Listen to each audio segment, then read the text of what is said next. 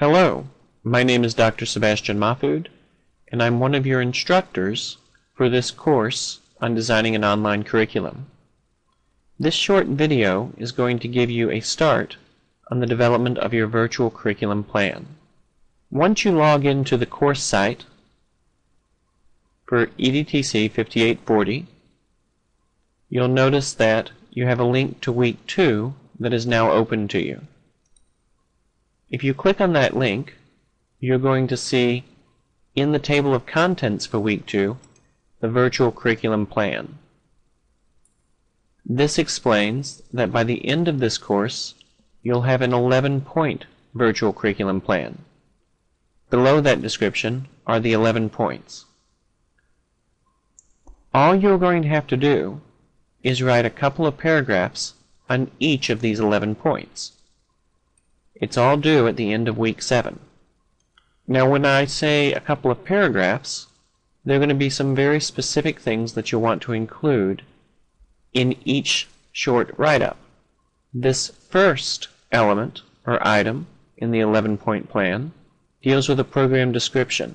You've already identified the kind of thing that you want to do, and you identified it here in the virtual curriculum plan container. So if I go here, I can see what each of you has identified. You're going to put your plan within this container.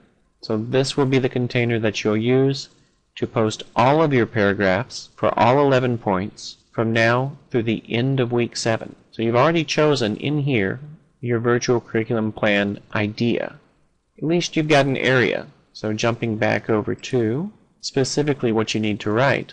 For week 2, you have these 3 points due: the program description, the background information on the institutional organization, and the staff organization and responsibilities.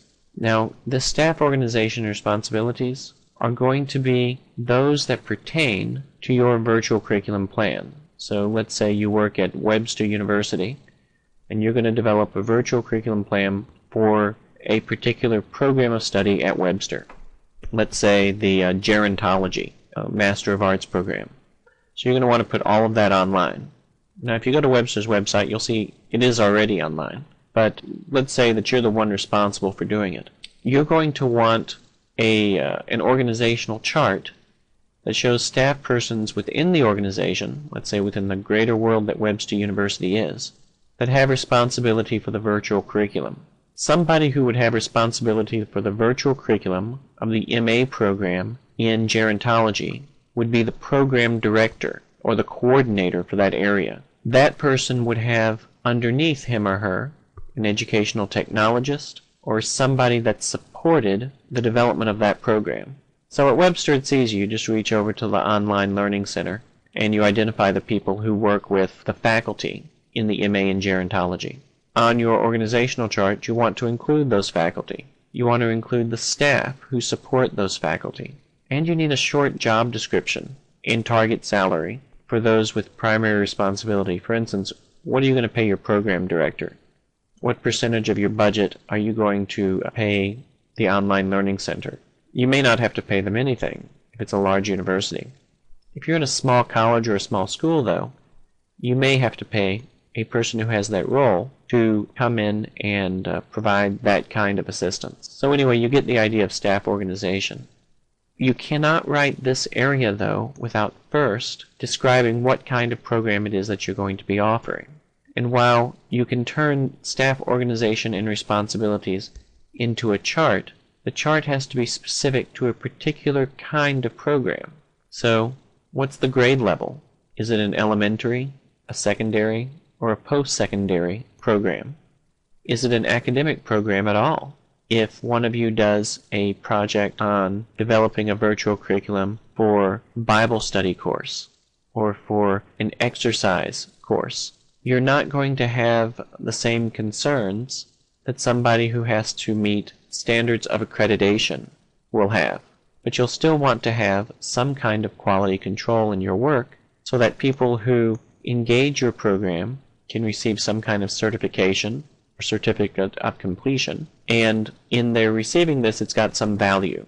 I'll give you an example in a moment. Finally, once you've identified what these elements are in the program description, You'll be able to provide some background information that will help you identify who it is within that organization who's going to have direct responsibility for your virtual curriculum.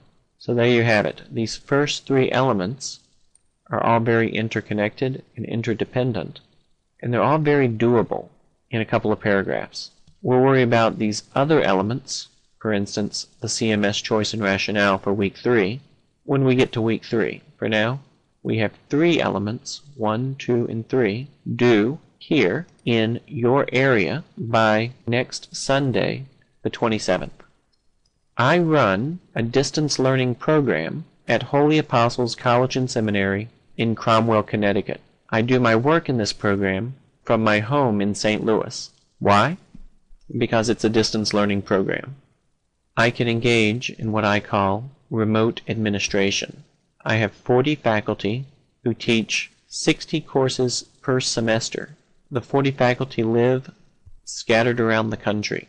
I have 450 students, and those students are scattered around the world.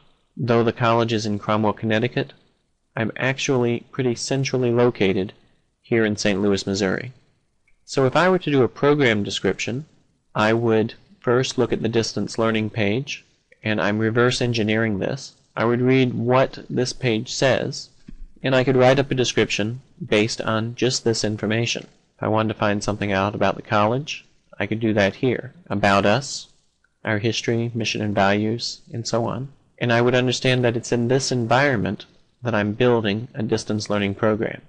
So let's say you go into your own institution and you're going to build a virtual curriculum out of something it is that they are doing already within that institution, or something that they are not yet doing in that institution. In our case, Holy Apostles was not yet offering an on-campus program in philosophy. It was offering an on-campus program in theology. So when they offered these 2 Master of Arts programs completely online, the institution could draw from its expertise, from what it had already developed in theology. The institution had to develop from scratch a brand new program in philosophy. This program is taught only online, whereas this program is taught both online and face-to-face. This will be something that will be of interest to you later. So students who get a Master of Arts in philosophy have to take at least 2 history courses, 5 systematic philosophy courses, 1 philosophical theology course, 3 topical courses, and 1 elective. It's 12 classes, that's 36 hours. 12 of their hours are already taken up by these courses. So if moral philosophy, metaphysics, and philosophy of nature are all systematic philosophy courses, they need to take 2 more systematic philosophy courses, it doesn't matter which, in order to fulfill this requirement of their degree program. Concerning our organizational chart, this chart represents everyone within the institution. Note, all I'm concerned about are those people who are directly affected by the online programming. So we have the academic dean, who has to prove what the director of distance learning does. The director of distance learning has some people who work under him, an associate director, an educational technologist, a coordinator of distance learning, and an assistant to the coordinator of distance learning. So an organizational chart dealing with the virtual curriculum plan would likely entail just these areas. We wouldn't even need the assistant to the academic dean, since we're only concerned with who answers to whom up the food chain. We could include the president rector if we wanted to, but it'd just be this area. So then what do these people do? The director of distance learning does such and such, the associate director does such and such, the academic dean does such and such. You get the idea, and these various positions in some way support the program. Now there are parallel support services. The director of field education would not be one of them, but the director of library services would be, because a distance learning program needs library services. The registrar would be. The director of ESL, likely, since we draw from students all over the world, and then of course our faculty. If you're a standalone institution, you also have to have a chief financial officer. Director of college recruitment would be nice, You need somebody out there to help market. Admissions is also good. In any case, you can see how these jobs line up and how these various job descriptions can be articulated. One final thing before I release you into your work. I put together last semester my own virtual curriculum for a massive open online course.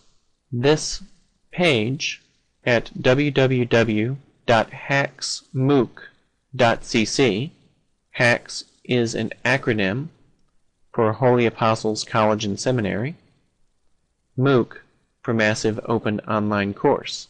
This massive open online course provides a free online curriculum in an online certification course in online teaching and learning. Anyone can come to this site and review these modules and see the kind of thing that they could learn how to do in the teaching of an online course. Another certification course concerns teaching research design. Bill Badke, who works at Trinity Western University in Canada, developed this course for me. It contains 6 modules. Each module provides some information and asks the students to do an assignment. These modules are synced with his book, Teaching Research Processes, the Faculty Role in the Development of Skilled Student Researchers. That's this one here. A second book he uses in the course is called Research Strategies, Finding Your Way Through the Information Fog. So you could see how easily I could describe, in terms of the 11-point virtual curriculum plan, how I put together this MOOC, what it does, who its audience is, how I'm using it to train faculty around the country, and other things. The main point, though, is that this is a virtual curriculum, each of these certifications, and I had a plan that enabled me to put them out for public consumption. That's the kind of thing that you are going to be building for the next 6 weeks. I look forward to working with you as you develop your own virtual curriculum plan.